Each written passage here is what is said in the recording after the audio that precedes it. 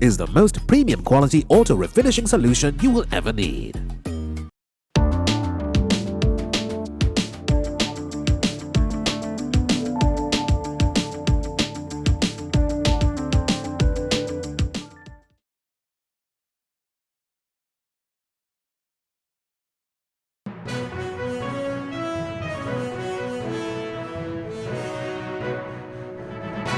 The government is collaborating with the Californian university system to obtain assistance to modernize agriculture in Sri Lanka and to set up a new agro-technology university, President Ranil Wickremesinghe said.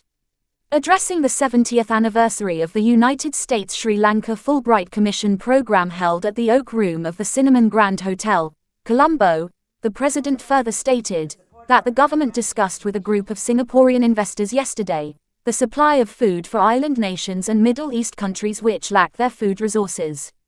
He said that this was only the start and he issued instructions to find the land for it and modernize agriculture. He said that Fulbright alumni such as Professor Pradeepa Bandaranaike are vital assets in modernizing agriculture. He added that the new agro-technology university will be combined with the Tea Research Institute, among others, to work with some of the American institutions on how to upgrade research in Sri Lanka.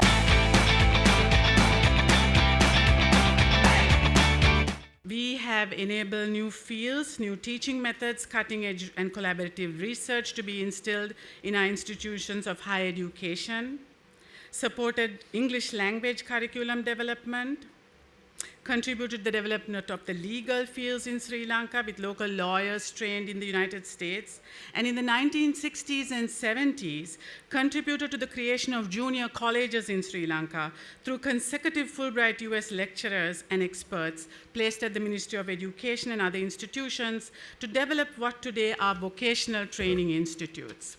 Our partnership and commitment to promoting mutual understanding between the United States and Sri Lanka remains strong. Through the Fulbright program, thousands have had the precious opportunity to study and live in our two countries, to share knowledge, to develop professional relationships, and to develop lifelong friendships. Today we are celebrating 70 years of the formal education exchanges in Sri Lanka. I say formal because it goes back much earlier. The first exchange was when the American missionaries came to Jaffna, and that imprint is there even today. Second was when Colonel Olcott came to Sri Lanka. That's another imprint both in Sri Lanka and to a lesser extent in the USA. The next in the 20th century was when President Woodrow Wilson, declared at Versailles the 14 points, which also guaranteed independence to the colonial states. It was followed in World War II by the 4 freedoms given by President Roosevelt. So out of that war, Sri Lanka gained independence. And Sri Lanka and US had strong links in during World War II and became an independent nation. It's on this that we have built our relations. Our relations are not only based on education and culture. There's economic assistance, there are political issues on which we stood on the same side, science, technology, many areas. But I would say the foundation is the educational exchange that has taken place, especially with coming into effect of the Fulbright Commission. We have had, as you said, about 3,000 scholars from Sri Lanka and from America that's come here in different areas that everyone has worked. And they have made a big impression on Sri Lanka. They have enriched our society and made our culture that much more vibrant. So you are talking of those who have come and made an impression. Yes, you talked of Dr. Bandaranaike. No, she is going to be needed because we are going to modernize agriculture.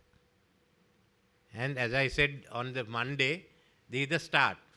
Find the land, modernize agriculture. Today we had a discussion with some of the Singaporeans of growing food for those island nations and the Middle East, which hasn't got really the food resources or the backup that we require. And when you say Davis, I was anyway going to talk to you about Davis University, the best in California for agriculture, with a good record on what you did with wine and made Napa Valley very famous. Nevertheless, we've had many others. I remember Mr. Veragoda, Cabinet Secretary, who had been at Davis earlier. So that's another universities which we will hope to collaborate with. As you know, we are working with some of the other universities trying to collaborate in the Californian university system. So these are some of the links that we've had going into these areas. I have not been a Fulbright scholar, but I have had the occasion of being in one of the prestigious universities, the MIT, and I can see the amount of knowledge that can be absorbed.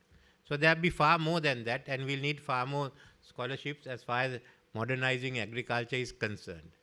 And a new agro-technology university, which will come up, which will combine the TRI, amongst others, to work with some of the American institutions on how we upgrade our research. Far as English language is concerned, as the minister knows, our next 10 years are going to focus a lot on English and how we train the teachers, how we train the trainers. That's a big project. And certainly we will be starting on it, and we'll have to depend on the Fulbright scholarships at assistance at that time of getting counterparts from America down here. So thank you again for this association. As far as I am concerned, the first time I heard the name Fulbright was not in regard to the scholarships. That was as I was in the university, when the Vietnam War was at its height. And most of us here were not for the South Vietnam government for different reasons, including the fact that persecuted the Buddhists. And that was one of the big issues throughout the country, as Mrs. Gunasekar, who was one of my lecturers, would be able to testify. So here was William Fulbright, a senator from US, in the same party as Lyndon Johnson, chairman of the Senate Foreign Relations Committee, opposing the Vietnam War, calling in for a settlement. So we used to follow what he said, and he became a figure.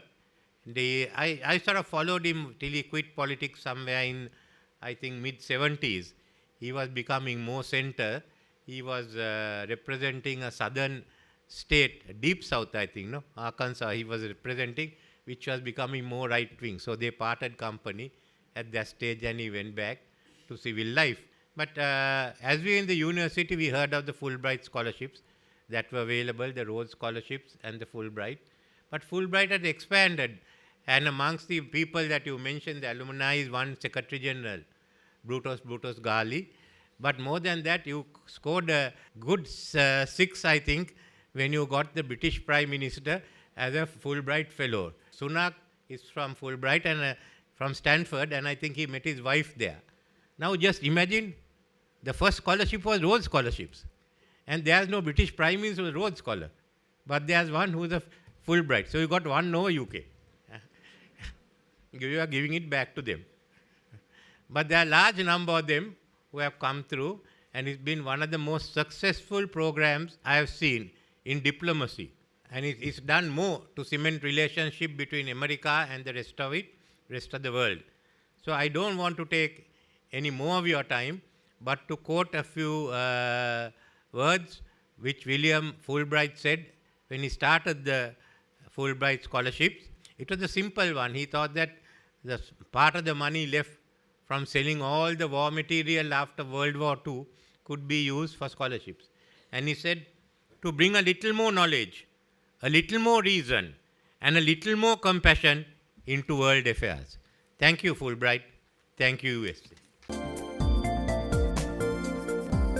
For more latest news, subscribe to FTTV.